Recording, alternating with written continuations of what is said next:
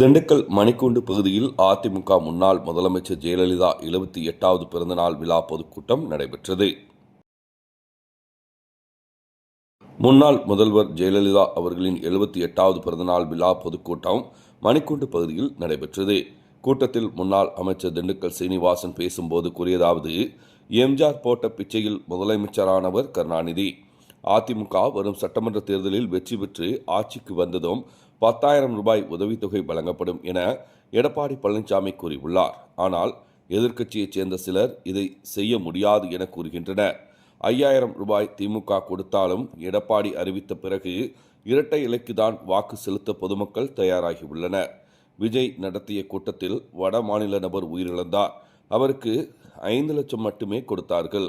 ஏன் சினிமாவில் நடித்து விஜய் கோடிக்கணக்கில் பணம் வைத்து உள்ளீர்கள்? ஏன் 1 கோடி கொடுக்க கூடாதா நீங்கள் என நான் கேட்டேன்.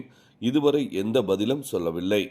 வெயிலின் பொதுமக்களை விஜய் காக்க வைத்து தண்ணீர் கூட இல்லாமல் மக்களை வாட்டி வதைக்கிறார். ஆனால் மோடி அவர்கள் கூட்டம் நடத்தும் இடங்களில் லட்சக்கணக்கில் வரும் பொதுமக்களுக்கு நிழலுக்கு பந்தல் அமைத்து பாதுகாப்பாக பொதுமக்கள் வந்து செல்கின்றனர். பாஜக என்னும் மூழ்கும் கப்பலில் அதிமுக எடப்பாடி பழனிசாமி கூட்டணி அமைத்துள்ளார் என ஸ்டாலின் கூறுகிறார்.